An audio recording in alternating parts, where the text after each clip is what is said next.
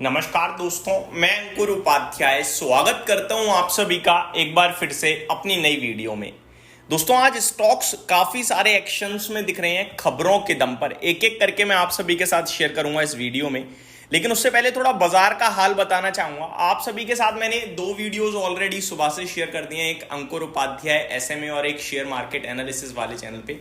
दोनों चैनल्स में निफ्टी के लेवल्स को शेयर किया है। एक चैनल पे तब किया था जब निफ्टी डेज हाई पे था, तब वो वीडियो शूट कर रहा था, और जब डे लो पे आया तो दूसरे चैनल पे लेवल शेयर करे, और दोनों बार लेवल्स सेम थे। जब हाई पे था तो कहा था कि 50 पॉइंट और ऊपर निकलेगा तब कहीं जाके फ्रेश तेजी ट्रिगर होगी, और जब लो पे था तो कहा था कि यहां पे आपको डरना नहीं चाहिए, इनफैक्ट 23,200 के करीब सपोर्ट है, वहां से दोबारा घूम सकता है बाजार। तो वही एग्जैक्टली होता हुआ दिख रहा है रेंज में निफ्टी, और कुछ नहीं हो रहा है। कल तक के लिए मेरे को नहीं लगता कोई बड़ी गिरावट आनी चाहिए, क्योंकि मार्केट में पोजीशंस लॉन्ग साइड पे बैठी हुई हैं एक्सपायरी से पहले। तो डेटा अपने आप में एक बड़ा इंपॉर्टेंट रोल प्ले करेगा और कर भी रहा है, लेकिन स्टॉक स्पेसिफिक खबरें काफी सारी हो रही हैं यहां पे, और बिग ब्रेकिंग भी आ रही है। China now faces up to 245% tariff on import. बहुत ज्यादा तंगड़ी तरीके से ये तो टैरिफ की खबर आ रही है। इसके बारे में आप सभी के साथ एसएमए वाले चैनल पे बात करूंगा। इस पे हम स्टॉक्स की बात करते हैं, तो स्टॉक्स पे आते हैं। दोस्तों, तीन खबरें आपके साथ शेयर करना चाहता हूं। पहले तो सिटी गैस डिस्ट्रीब्यूशन कंपनियां टूटते हुए दिख रही हैं, चाहे वो आईजीएल हो, एमजीएल हो, अदानी गैस हो। ये सब क्यों टूट रही हैं, इसको डिस्कस करेंगे।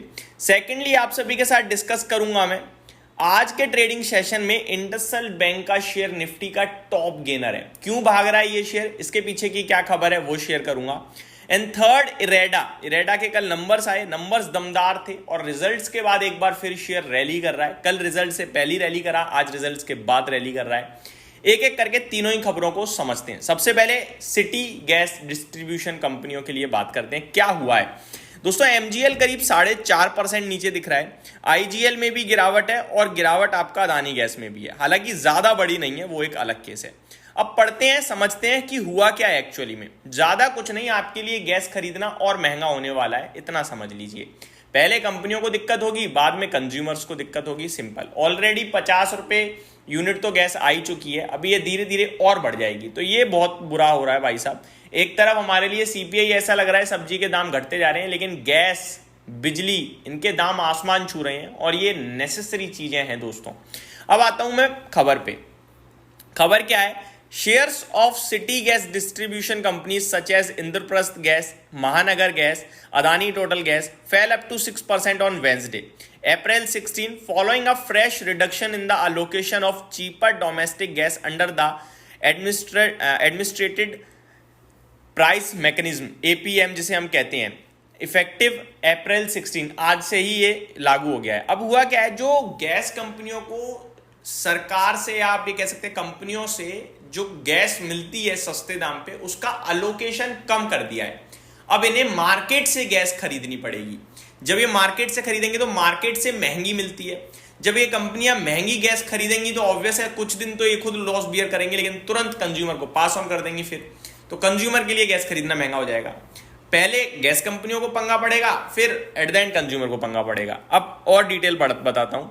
The administrated price mechanism gas allocation to these companies was cut yet again on Tuesday between 18% to 20%, reducing the total allocation to 40% from current 51%। तो टोटल जो 51% का भी अलोकेशन होता है इन कंपनीज को, वो घटकर अब 40% रह गया है। और इस कंपनी बाय कंपनी देखा जाए तो 18 to 20% ये कम हुआ है। जो गैस मिलती है ना, वो कम मिलेगी अब, यानी कि कोटा होता है एक तरीके से, भैया मिल जाएगी, वो सस्ती गैस नहीं मिलेगी, हम बाजार से महंगी खरीदनी पड़ेगी। बस ये हुआ है केस, और इसी के चलते आज ये कंपनियां टूटते हुए दिख रही हैं। अब और रिपोर्ट्स भी आ सकती हैं कि ये जो एपीएम में गैस कटौती करी गई है किसी ब्रोकरेज फर्म्स की तरफ से, हो सकता है कल तक मैं खुद ही शेयर करूं आप सभी के साथ। इससे इतने मार्जिन पे इंपैक्ट आएगा, इतना प्रॉफिट पे इंपैक्ट आएगा, और फिर ये शेयर्स टूटेंगे, और फिर मैं आपसे कहूंगा कि अब ये मौका है खरीदने का, क्योंकि एट द एंड तो कंपनी ने क्या करना है, पास ऑन करना है प्राइस, पास ऑन करते ही फिर ये कंपनी फ्री, कंज्यूमर दिक्कत में, दैट्स इट। तो पहली खबर तो ये थी दोस्तों, काफी ज्यादा टाइम चला गया, स्ट्रेचिंग खबर हो गई, बट ठीक है, उम्मीद करता हूं डिटेल समझ गए। इंडसइंड बैंक, दोस्तों खबर आ रही है, फ्लैशबैक में लेके जाना चाहूंगा। थोड़े समय पहले खबर आई थी कि इंडसइंड बैंक ने कुछ आज से 4-5 साल पहले ना एक अकाउंटिंग डिफॉल्ट हुआ, जिसमें करीब 1500-1900 करोड़ के समथिंग का कंपनी को घाटा आएगा, वो जो ट्रेडिंग से लेकर मार्जिन देते हैं उसमें, ठीक है। और उसकी वजह से कंपनी के टोटल नेटवर्थ पे 2% के समथिंग का इंपैक्ट आएगा। शेयर क्रैश हुआ काफी ज्यादा। अब वही तब से अकाउंटिंग चल रही थी, अभी फाइनली अपडेट आ गई है। अपडेट जो आई है वो ये कह रही है कि जो एक्सपेक्टेशंस थी ना कि इतना इंपैक्ट आएगा कंपनी पे, उतना नहीं आ रहा है। इंपैक्ट तो आएगा बट उतना नहीं आएगा। तो क्लियर हो गई है चीजें, हाँ भाई वो था, और ये भी क्लियर हो गया कि कितना था। इसीलिए आज शेयर भागता हुआ दिख रहा है कि पहले ज्यादा गिर गया इस खबर पे, उतनी प्रॉब्लम नहीं है, तो थोड़ा रिबाउंड आ रहा है, दैट्स इट। अब पढ़ते हैं क्या है। IndusInd bank shares jump 6% after lower than expected impact flagged in the audit of derivative portfolio. ठीक है, सिंपल है, यही था जो मैंने भी आपको बताया। IndusInd bank jumped 6% to their days high of 780 on the NSE on Wednesday after external audit flagged discrepancies in derivative portfolio, expecting a negative impact of 1979 crore as of June 30, 2024.